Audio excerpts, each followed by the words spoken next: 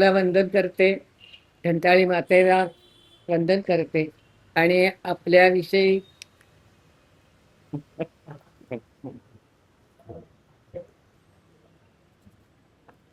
आपल्याविषयी कृतज्ञता आधी व्यक्त करते की रात्रीची वेळ असून सुद्धा धड जेवणं घरी करता येत नाही, गेल्यावर उशीर होतोय आणि अशा वेळेला सुद्धा आपण या ठिकाणी या ज्ञानयज्ञात सहभागी झालात याबद्दल पहिल्यांदा कृतज्ञता व्यक्त करते. आज पहिल्यांदा आपण अधिक महिन्याबद्दल, अधिक ज्येष्ठ महिन्याबद्दल पंचांगकर्त्यांनीच आपल्याला सगळं सांगितलेलं आहे. मी आज सांगणारे फक्त गंगावतरण आणि गंगा दशहरा. हा गंगोत्सव हा ज्येष्ठ शुक्ल प्रतिपदेला सुरुवात करतात. अधिक महिना असला तरी सुद्धा, अधिक ज्येष्ठ असला तरी सुद्धा या शुक्ल प्रतिपदेलाच गंगोत्सव सुरू झालेला आहे. आपल्याकडे जे काही सण उत्सव व्रत जे आहेत, ही ऋतू आणि सण उत्सव व्रत यांची सांगड घातलेली आहे आणि ते चांद्र सौर पद्धतीचा मेळ कसा घालतात तेही आपण आत्ता ऐकलेलं आहे. त्याबद्दल न बोलता गंगोत्सव का आत्ता करायचा? एक म्हणजे आत्ताचा ऋतू आहे तो आता वसंत ऋतू संपून हा ग्रीष्म ऋतू सुरू झालेला आहे. ग्रीष्माची काहिली इतकी आहे की ती आपण जाणतोय की इतकं काही गरम होत असतं आणि अशा वेळेला शरीराचं आरोग्य चांगलं राहावं, जे पूर्वाचार्यांनी, पूर्वीच्या ऋषी मुनी आचार्य संत महंतांनी जो अतिशय मानवी कल्याणाचा जो विचार केला आणि त्याच्यातून ऋतू आणि सण उत्सव व्रतांची जी सांगड घातली, त्याच्यामध्ये हा ग्रीष्म ऋतू अतिशय तप्तता देतोय, उष्णता निर्माण करणारा, शरीराला थंडावा पाहिजे म्हणून हे नदी स्नान, गंगा स्नान हे ज्येष्ठ शुद्ध प्रतिपदेपासून सांगितलं गेलेलं आहे. खरं म्हणजे कदाचित आपल्याला असं वाटेल की पौष महिन्यात का नाही सांगितलं, श्रावण महिन्यात का नाही सांगितलं. ते सीझनच असे आहेत, ते ऋतू असे आहेत की त्यावेळेला गंगेत जाऊन किंवा नदीवर जाऊन स्नान करणं हे माणसाला शरीराच्या आरोग्याच्या दृष्टीने त्रासदायक होईल आणि म्हणून हा ग्रीष्म ऋतूमध्ये ज्येष्ठ शुक्ल प्रतिपदेला हा गंगोत्सव सुरू झालेला आहे. आणि आता गंगोत्सव सुरू झाला म्हणजे काय होतं? गंगा स्नान तर केलं जातच आहे. गंगा स्नान करायचं म्हणजे गंगेवरच दरवेळेला जायला पाहिजे असं नाहीये. प्रत्येक गाव जे वसलेलं आहे आपल्याकडे, हे गाव सुद्धा कशी वसती झालेली आहे तर नद्यांच्या किनारी झालेली आहे. त्यामुळे प्रत्येक नदी ही आपण देवता मानतो. खरं म्हणजे नदीला आपण आदिशक्ती मानत असतो. ही आदिशक्तीचंच रूप आपण म्हणतो घंटाळी माता आहे. आदिशक्तीचं रूप म्हणजे दुर्गा माता, तसं आदिशक्तीचं रूप म्हणजे नदी आहे आणि म्हणून नदीला आदिमाता जसं आपण म्हणतो आदिशक्तीला, तसं नदीला सुद्धा आपण माता म्हणतो. मग ती गोदावरी माता, नर्मदा माता, गंगा माता, गंगा मैया असे आपण शब्द या नद्यांच्यासाठी वापरत असतो.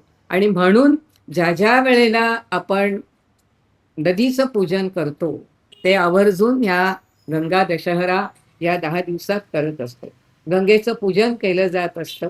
गंगेची म्हणजे नदीची ओटी भरली जात असते. त्यानंतर नद्यांबद्दलची जी सूक्त आहेत, नदी सूक्त जे विश्वामित्रांनी लिहिलेलं आहे ते नदी सूक्त म्हटलं जातं.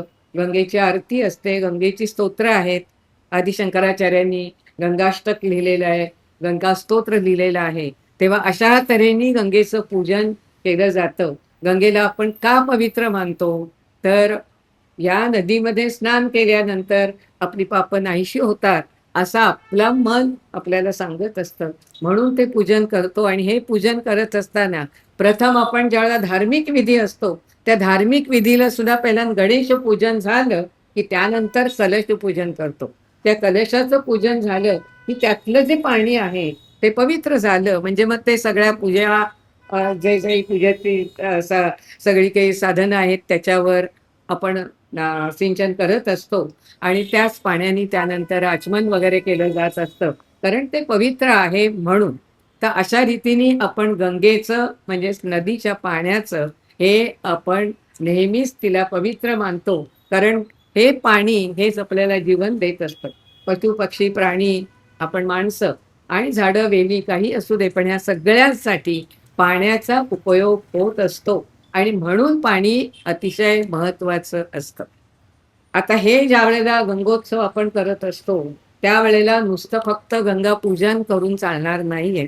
नवीन काळामध्ये खरं म्हणजे आपल्याला गंगा म्हणा किंवा आपल्या गावातली जी नदी असते, त्या नदीची स्वच्छता आपण करायला पाहिजे. आपण नेहमी म्हणतो, की सरकारला करायला काय झालं? पण सरकारच्यावर सोपवण्यापेक्षा सामाजिक, सांस्कृतिक संस्था ज्या असतात, या संस्थांनी एकत्र यावं आणि मग नदीचा गाळ काढणं, गंगोत्सव करायचा आहे, तो पूजा कराच त्याच्याबद्दल वादच नाहीये. परंतु आत्ताच्या नवीन काळामध्ये गरज जी आहे, ती नद्या स्वच्छ करणं, नदीतला गाळ काढणं आणि नद्या ज्या उथळ झालेत, त्यामुळे त्यातले जे काही दगड, गोटे, खडक असतील, ते सगळे फोडून ते बाजूला केले, तर नदीचं पात्र थोडं खोल होईल, नदीचा गाळ निघून जाईल आणि पात्र रुंद केलं, तर जे 2 दिवस पाऊस पडला, 3 दिवस पाऊस पडला, की लगेच पूर येतो आणि गावात घरातनं पाणी शिरतं आणि मग आणखी पाऊस पडला, की महापूर येतो आणि मग या महापुरामुळे जी वित्तहानी, मनुष्यहानी होते, हे टाळायचं असेल, तर आपण माणसांनीच जागरूक व्हायला पाहिजे आणि या गंगोत्सवाच्या निमित्ताने खरं म्हणजे गंगेचं पूजन हे हवंच, पण त्याही बरोबर गंगेची म्हणजे नद्यांची स्वच्छता त्या गाव पातळीवरच्या त्या ठिकाणच्या गावकऱ्यांनी खरं करायला पाहिजे एकत्र येऊन. म्हणजे हा जो गंगेचं महत्व किंवा नदीचं महत्व सांगितलेलं आहे, ते त्यामुळे आहे. आता आपण बघतो की जसा महापूर येतो, 2-3 दिवस पाऊस पडल्यानंतर पूर येतो.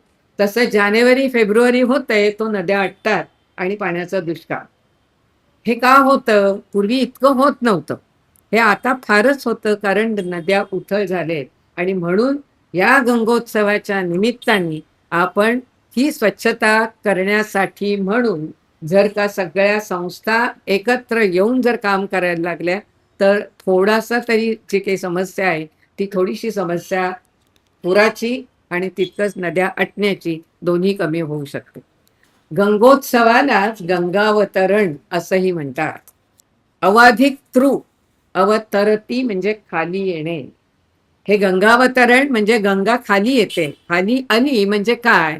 तर गंगोत्री हे स्थान खरं म्हणजे हिमालयामध्ये आणि तिथे गंगेचा उगम झालेला आहे. आणि तिथून गंगा ही खरं म्हणजे सखल प्रदेशात येणं आवश्यक होतं, पण ते पूर्वी नव्हतं. आणि मग आपल्याला कथा गंगावतरणाची माहिती असेल किंवा नाही मला माहिती नाही, पण ती आत्ता मुद्दाम मी सांगणार आहे, की सगर नावाचा इक्ष्वाकू वंशातला राजा, हा इक्ष्वाकू वंश आपल्या सर्वांच्या परिचयाचा आहे. कारण इक्ष्वाकू वंशामध्ये जे जे राजे झाले, ते सगळे प्रजाहित तत्पर, प्रजेची काळजी घेणारे, न्यायी, उदार आणि पराक्रमी असे सगळे राजे होऊन गेले. सगरांनी अश्वमेध यज्ञ केला आणि अश्वमेध यज्ञ केल्यानंतर त्यांनी त्याचे बरेचसे लोक, सैन्य आणि इतर काही अधिकारी, प्रजेतले काही महत्वाचे असे माणसं हे त्या घोड्याबरोबर, अश्वमेधाच्या घोड्याबरोबर सगळ्यांना बाहेर पाठवलं. बरेच दिवस झाले तरी घोडाही परत आला नाही आणि लोकही परत आली नाहीत. म्हणून त्याचाच मुलगा हा अम, नाव विसरले मी, सांगते तुम्हाला. त्याच्या मुलाने अ, अ, अंशुमन अंशुमन या राजाने त्याचा मुलगा तो त्याच्यानंतर जायला निघाला आणि हा अंशुमन गेला आणि ज्या वेळेला तो गेला त्यावेळेला कपिल मुनींच्या आश्रमात त्याला घोडा सापडला. त्यांनी तो परत दिला, परंतु त्याच्याबरोबर घोड्याबरोबर असलेले जवळजवळ 50-60 हजार सैन्य आणि इतर माणसं जी होती, ती मात्र सगळी मृत झालेली होती. त्यांची जी रक्षा होती, त्यांनी सांगितलं, की आता या सगळ्यांना शांत करण्यासाठी, पाणी देण्यासाठी ही जी गंगा आहे, त्या गंगेचं पाणी तुम्ही आता सखल प्रदेशात आणण्यासाठी प्रयत्न करा. सगरांनी प्रयत्न केले सगराच्या काळात. त्यानंतर अंशुमननी प्रयत्न केले आणि एकच नव्हे, तर सगळी प्रजा ही त्या कामाला रात्रंदिवस प्रयत्न चालू होते. आपल्याला म्हणजे सगरांनी केलं, अंशुमननी केलं, त्यानंतर त्याचा मुलगा दिलीप राजांनी केलं आणि त्यानंतर चौथी पिढी म्हणजे भगीरथ राजा. या 4 पिढ्या रात्रंदिवस गंगेचं पाणी सखल प्रदेशात येण्यासाठी सतत प्रयत्न करत होते. आता आपण इतके यांत्रिक आणि सगळ्या तऱ्हेच्या सोयी आपल्याला मिळालेल्या आहेत. एखादा डोंगरावर काही भाग हा करायचा असेल तर सुरुंग लावला की सगळं सपाट होऊ शकतं. एका क्षणात ते सगळं करता येतं. हा 5-7 हजार वर्षापूर्वीचा काळ. सगळी काही विज्ञानाचे ते काही शोध लागलेलेच नव्हते.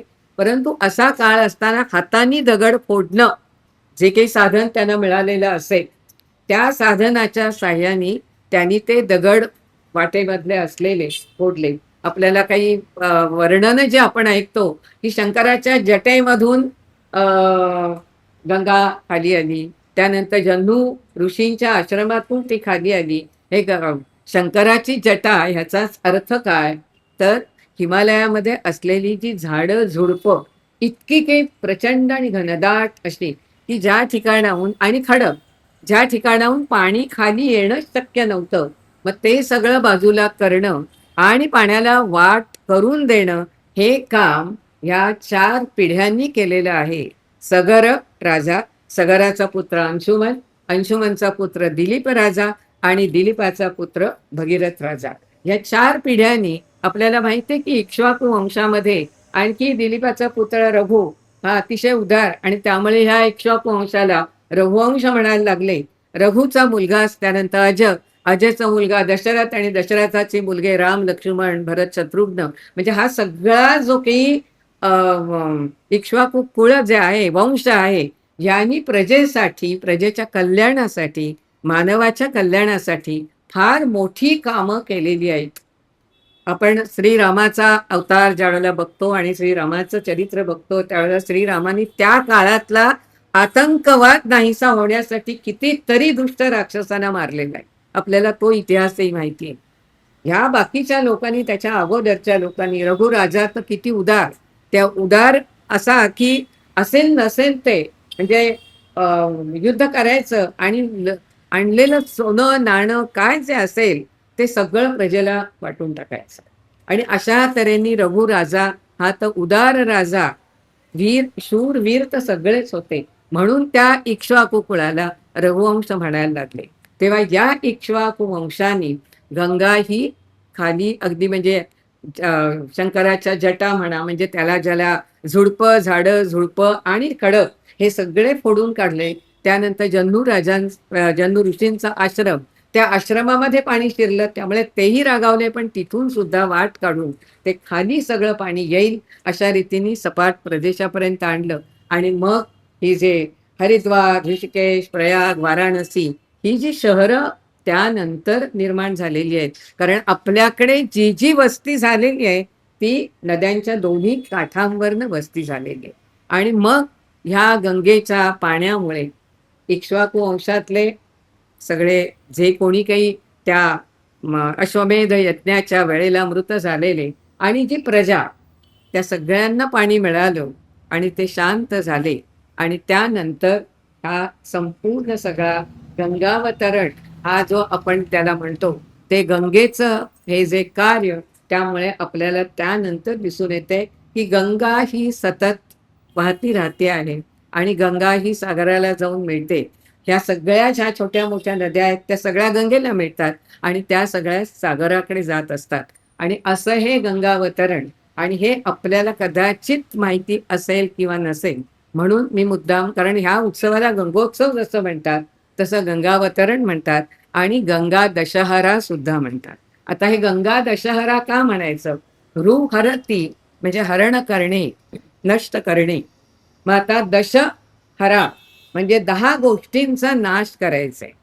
10 गोष्टी काय? आपल्याला आपल्याकडे गुण जसे असतात तसे दोष सुद्धा असंख्य दोष आहेत.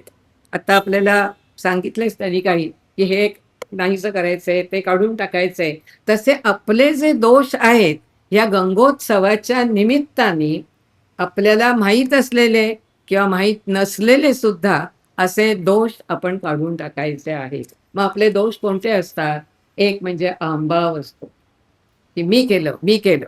तर तो अहंभाव काढून टाकायचा. दुसरी गोष्ट म्हणजे आणखी आळस असतो. आता हाच जर आपण विचार केला, इक्ष्वाकू वंशामध्ये सलग 4 पिढ्यांनी हे काम केलं. एखाद्या पिढीने जर केलं नसतं, सगरांनी सुरुवात केली, अंशुमन राजा म्हणाला असता, "वडिलांनी केलंय, मी नाही केलं तर काय झालं? काय होणार आहे?" पण नाही. एकापाठोपाठ 4 पिढ्या सतत सातत्याने ते काम करत राहिल्या, म्हणून ती गंगा पृथ्वीवर आली. नाही तर ती सपाट प्रदेशापर्यंत आली नसती. आणि म्हणून आळस हा आपल्या देहातून काढून टाकायचा. तिसरा आणखी दोष म्हणजे आपण द्वेष मत्सर फार करतो. द्वेष मत्सर करून आपली प्रगती होत नाही. आपल्या प्रगतीसाठी आपल्याला मेहनतच करायला पाहिजे. म्हणून द्वेष, मत्सर, असूया हे सगळं मनातून काढून टाकायचं. आणखी एक म्हणजे हिंसा. आपल्या हातून हिंसा होते. एक शारीरिक हिंसा, एक मानसिक हिंसा. मारणं एखाद्याला ही शारीरिक हिंसा झाली. परंतु आपण काहीतरी कठोर बोलतो, अपमानकारक बोलतो. 4 लोकांच्यात काहीतरी त्याला बोलल्यानंतर ते शल्य त्या माणसाच्या मनामध्ये इतकं टोचत राहतं, की तो माणूस अपमानित होऊन अस्वस्थ होतो आणि हातून काही काम पण त्याच्या होत नाही. आणि म्हणून हिंसा, शारीरिक हिंसा, तशीच मानसिक हिंसा ही टाळायची. त्यानंतर खोटं बोलणं. अनेक वेळेला मी किती चांगला आहे, मी किती खरी आहे, असं म्हणताना आपण अनेक गोष्टी म्हणजे थापा मारणं जे म्हणतो ना ते, ते खोटं बोलतो, ते खोटं बोलणं टाळायचं. आणखी म्हणजे दुराग्रह. आग्रह असावा, परंतु दुराग्रह फार वाईट असतो.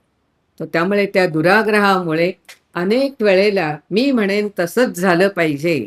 आपल्याला कुटुंबात नाही करता येत, तर सामाजिक काम करत असताना मी म्हणेन तेच झालं पाहिजे, असं जर आपण म्हणायला लागलो, तर ते कामच होत नाही. म्हणून दुराग्रह जो आहे, तो आपल्यामधला काढून टाकायचा आहे. वासना, आता त्यांनी सांगितलंच की भोंदू साधू किंवा भोंदू माणसं इतकी समाजामध्ये वाढलेत आणि इतरही अनेक बारीक-सारीक कारणावरनं इतक्या संधी मिळाली, की 3-4 वर्षाची मुलगी सुद्धा सुटत नाही हो. म्हणजे अशी आज अवस्था झाली. इतकी ती वासना, कामना इतके म्हणजे लडबडलेली मनं झालेली आहेत. ती वासना मनातली काढून टाकायला पाहिजे. यानंतर बेफिकिरी जी आहे ती बेफिकिरी. मला काय करायचंय? तो करेल ना. जाऊ दे नदी काही उथळ झाली तरी मला काय करायचंय? मी उंचावर राहतोय ना, असं नाही म्हणून चालत. प्रत्येक वेळेला आपल्याला त्या गोष्टीचा विचार करायला लागतो आणि शेवटी राग, क्रोध अनेक गोष्टीत आपण रागावतो आणि बऱ्याच वेळेला रागारागाने काहीतरी फेकून द्यायचं, रागारागाने बोलायचं. त्यामुळे राग जो आहे तो राग काढून टाकायचा. असे हे 10 साधारण प्रत्येकाच्या मध्ये असलेल्या दोषांचं मी आता हे केलं.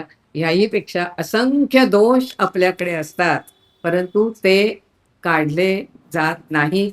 गंगा दशहरा जे आहे, या गंगा दशहऱ्याच्या निमित्ताने आपण हे सगळे मनामधले असलेले, आपल्या देहामध्ये असलेले हे दोष काढावेत. ते दोष जरी एक-एक जरी निघत गेला, तरी सुद्धा गंगोत्सव साजरा केल्याचं एक पुण्य आपल्याला मिळेल.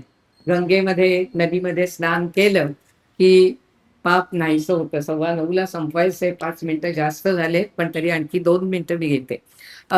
गंगेमध्ये किंवा नदीमध्ये स्नान केल्यानंतर पाप नाहीसं होतं, असं म्हटलं जातं आणि म्हणून भाविक लोक गंगेमध्ये किंवा नदीमध्ये स्नान करतात. त्या स्नानाबद्दलचा सुद्धा काही माझा काही आक्षेप नाहीये. परंतु मला एक कथा आठवली आता म्हणून मला सांगायची आहे, की एका स्त्रीने गंगेमध्ये जाऊन स्नान केलं आणि गंगेमध्ये स्नान केल्यानंतर ती गंगेला तिने विचारलं, "गंगा मैया, मी आता स्नान केलंय, तेव्हा माझं सगळं पाप तू स्वीकारलंस ना?" तेव्हा गंगा मैयाने उत्तर दिलं, "अगं मी काही इतकी मूर्ख आहे का तुझं पाप स्वीकारायला? मी काय केलं, ते सगळं वेगावेगाने गेले आणि समुद्राकडे देऊन टाकलं." मग ही स्त्री सागराकडे गेली आणि सागराला विचारलं, की "सागरा, तू माझं पाप गंगामाईनी दिलेलं ते तू स्वीकारलंयस का?" तो सागर पण म्हणाला, "अगं मी काय बेअक्कल आहे की काय, तुझं पाप स्वीकारायला? मग काय केलं त्या पापाचं? ते आता पाण्याची वाफ होते ना इतकी उन्हाळ्यात, त्या वाफेबरोबर मी वरती पाठवलंय. आता त्या वाफेचे ढग होतील आणि मग ढग काय करतील ते मला माहिती." मग ती ढगालाही विचारते, ढगा ढगा तू आता काय करणार माझ्या पापाचं? मी तुझ्याकडे गंगा मैयाला दिलं, गंगामयानी सागराकडे दिलं, सागरांनी तुझ्याकडे वाफेच्या द्वारे पाठवलंय, तर तू ते स्वीकारलंस ना? तेव्हा ढगांनी उत्तर दिलं, अगं हो, आत्ता थंडावा लागला ना, की मी वर्षाव करणार आहे आणि तो वर्षाव जो आहे तो तुझ्यावर त्याची वृष्टी होणार आहे. आणि त्यामुळे मनात तिच्या आलं, की अरे म्हणजे मी पाप नाहीसं करण्यासाठी गंगा मैयात स्नान केलं, परंतु पुन्हा ते पाप माझ्याकडेच आलंय. तेव्हा गंगेमध्ये स्नान करून पाप नाहीसं होतं असं नाही. आपण पाप करायचंच नाहीये. हे जे गंगा दशहरामध्ये आपण जे सगळे दोष जे बघितले, हे दोष जर आपण काढून टाकले, तर मला वाटतं, की गंगेमध्ये स्नान करण्याची सुद्धा वेळ आपल्याला येणार नाही.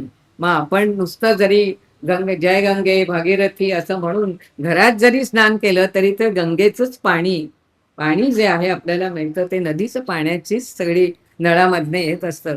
तर त्या नदीचं पाणी मिळाल्यानंतर त्या नदीमुळेच आपण त्या पाण्यानेच पुन्हा पावन होणार आहोत. तेव्हा आत्ता आपण गंगावतरण, गंगा दशहरा आणि गंगोत्सव याबद्दल थोडक्यात मी तुम्हाला सांगितलं. उद्या आता आपल्याला हां, ज्ञानेश्वर माऊलींच्या बद्दल आपल्याला ऐकायला मिळणार आहे.